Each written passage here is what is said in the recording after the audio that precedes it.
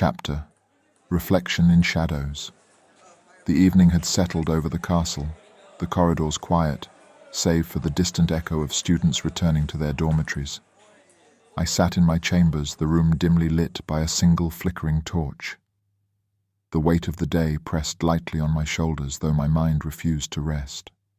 Her movements, her posture, the perfection of her work, all of it replayed in my mind with an unnerving clarity. The faint stiffness in her shoulders, the taut energy in her hands, the intensity of her stare during the potion session. Each detail sharpened in my memory as though illuminated by some invisible spotlight. I leaned back in my chair, fingers steepled, and catalogued the observations meticulously. The way she held her hands over the cauldron, the measured pace of her breathing, the slight chill in her touch when our fingers brushed over the parchment. Nothing had escaped my notice, and yet I could not place why it unsettled me so. Her stare haunted me most of all.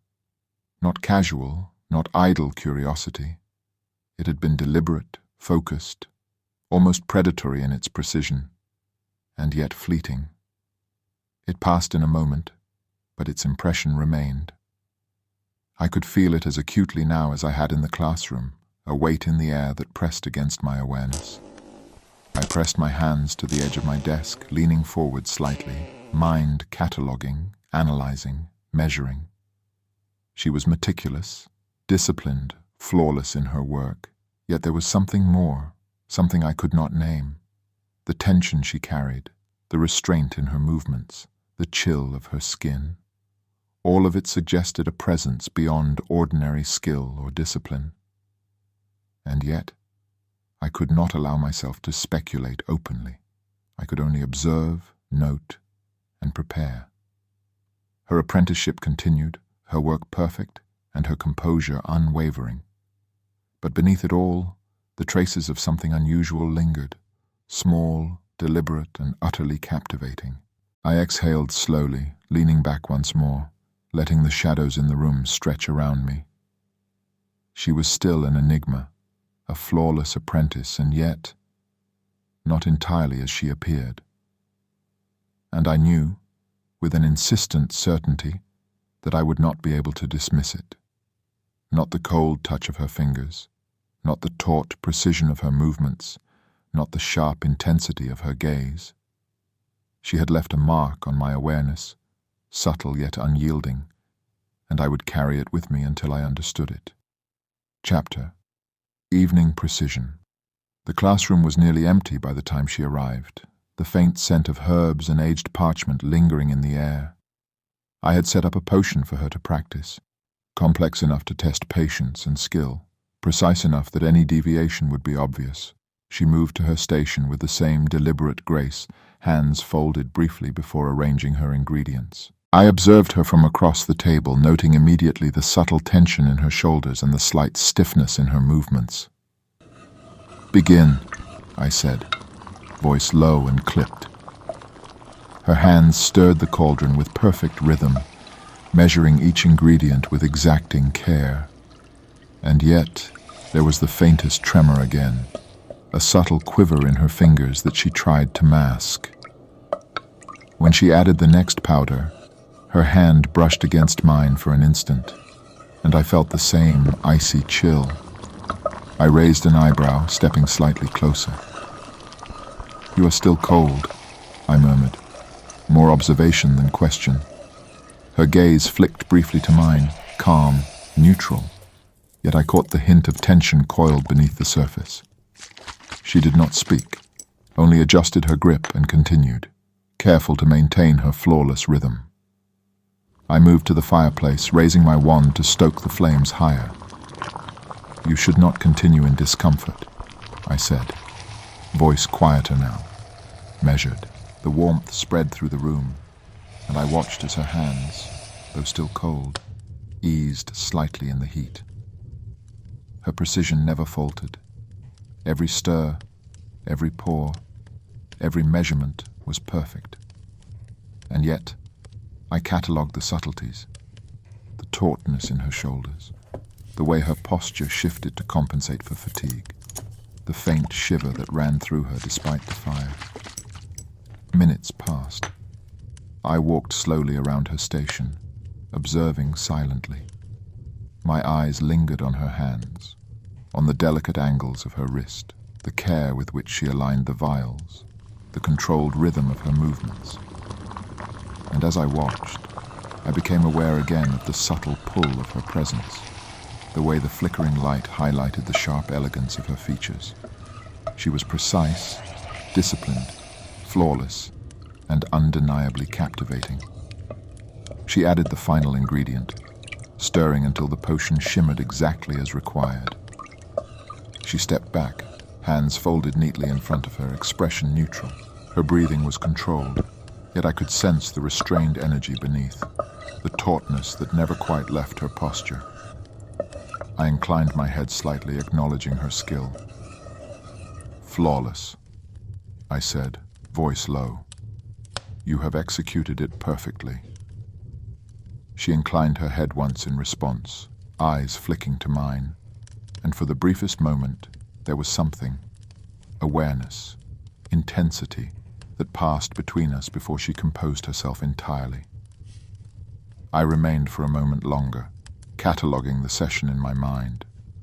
Her precision, her coldness, her restrained energy, and the quiet pull of her presence.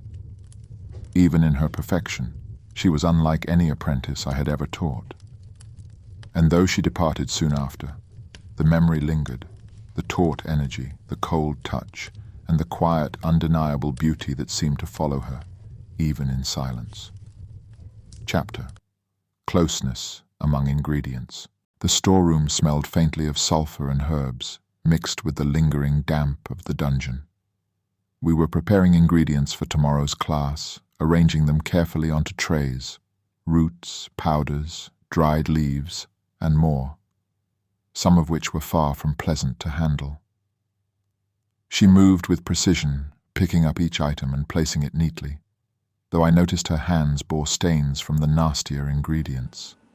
Dark powders, sticky residues, the faint, acrid smell of certain herbs. Her hair kept falling across her face, long strands brushing her eyes and cheeks as she bent over the trays. Several times, she pushed it back with one hand while the other continued her work, but it fell again immediately. I stepped closer. "Your hair," I said softly, voice low, almost imperceptible, yet carrying authority. "It will interfere with your work." She glanced at me briefly, expression neutral. "I can manage," she replied, though there was a slight hesitation, almost imperceptible. I shook my head subtly. "Let me." Before she could respond, I moved behind her, reaching up to gather her hair. My fingers brushed her neck as I held it back, feeling the faint tension in her shoulders immediately. Her body stiffened slightly, and I catalogued the reaction. A subtle tightness, a controlled pause, an awareness she could not, or would not, hide. I tied her hair back with careful precision, tucking the strands neatly while my fingers lingered momentarily against her nape. She inhaled softly, an almost imperceptible hitch in her breath, and I noted it instantly, the faint shiver, the quiet tension running through her frame. "There," I said, stepping back slightly. "That will keep it out of your face." Her eyes flicked to mine, expression calm, yet I could sense the underlying restraint, the taut energy beneath her composed exterior. She nodded once, returning to the trays, but her hands trembled ever so slightly as she adjusted a jar of dried roots. I remained nearby, observing each motion, cataloguing every detail. The faint residue on her fingers, the precise alignment of the trays, the subtle shiver still lingering in her shoulders, and the way she had reacted to the brief touch at her neck. Even in the simplest of tasks, preparing ingredients, tying back hair, she was taut, controlled, and utterly captivating. And though she maintained composure, I knew I had seen a flicker of something beneath her perfection. Attention, awareness, energy I could not yet name. Chapter: Shattered Glass. The room was quiet, but for the faint crackle of the fire I had set earlier. I busied myself with a set of vials, shifting them into order. My thoughts were still half on her, still asleep, her head pillowed on her folded arms at the desk. The glass slipped. A rare, clumsy mistake. The vial shattered against the flagstones, and in my haste to catch it, a shard sliced across the pad of my finger. "Damn it!" I hissed, blood rising quickly to the surface more than a superficial cut ought to give. I straightened, but she was already awake. Too awake. She shot upright as though startled, her body snapping into tense alertness. Her eyes locked on me, sharper than I had ever seen them, every trace of fatigue gone in an instant. "I am fine," I muttered, unwilling to make more of it than necessary. "I can tend to myself." But she was already moving, her chair scraping lightly as she stood. Before I could step back, her hand caught mine with surprising firmness. "Let me," she said, her voice low, urgent, though still carefully composed. I meant to protest again, but her lips closed around my finger in one swift motion. My breath caught. The world seemed to lurch sideways because I did not expect it, could not fathom it. Her mouth was warm, unbearably so, her tongue tracing where the glass had bitten deep. I felt the shard slip free under the suction, pain mingling with something far more disorienting. It was intimate. Too intimate. I froze, staring down at her. She held my gaze as she withdrew, blood glistening faintly on her lips before she swept her tongue over them, deliberate, measured. My mind struggled to make sense of it. Was it an instinctive act of care? A practical, efficient way of extracting the glass? Or was it something else entirely? The answer flickered in her eyes.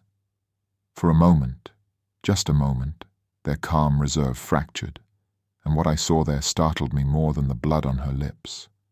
Arousal. It was unmistakable. Her pupils widened, her expression taut with something she tried to master but could not quite conceal. My heart hammered against my ribs. I should have pulled back, should have scolded her, should have reasserted control of the moment. Instead, I stood rooted, unable to look away from her lips, from the faint curve of her mouth, from the subtle quiver of her breath. It was madness, utter madness. But Merlin helped me. I could not shake the thought of how it felt, her mouth closing around me, the intimacy of it, the heat. And she was looking at me as though she had tasted something forbidden and wanted more. Her lips lingered parted, a trace of dampness left at the corner as she released me. I saw the smallest flicker of her tongue against her lower lip before she seemed to realize what she was doing and drew herself upright, chin lifting. The shard of glass lay innocuous in her palm, glistening with a smear of crimson. She set it on the work table carefully as though it were suddenly precious. The silence thickened, unbearable. The fire crackled. My breath felt too loud in my chest, and she stared at me with an intensity I had only ever seen when she was at a cauldron, focused, unblinking, intent. It unsettled me. I turned sharply, reaching for a cloth to bind my finger, needing something, anything, to break that gaze. My hand shook more than it should have, and I despised myself for it. "You should return to your common room," I said at last, tone clipped, sharper than I intended. "It is late. You've had a long day." She did not move at once. I could feel her still watching me, the weight of it prickling across the back of my neck. "Professor," she began, her voice softer now, almost hesitant. "Now."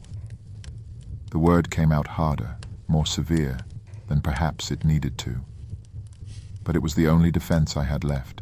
At that, she dipped her head slightly, a gesture that might have been obedience, or something else entirely. Her footsteps were quiet as she gathered her books. She moved past me, and for the briefest moment her sleeve brushed my arm. The contact sent a jolt through me, though whether from the lingering tension or the chill that seemed to cling to her, I could not tell. She paused at the door. I half expected her to turn to say something further, but instead she slipped silently into the corridor. The door clicked shut, and the echo of it left me standing alone in the room with the scent of parchment, potion smoke, and the faintest trace of her. I stared down at my bandaged hand. My finger still burned, not with pain, but with the memory of her mouth closing around it.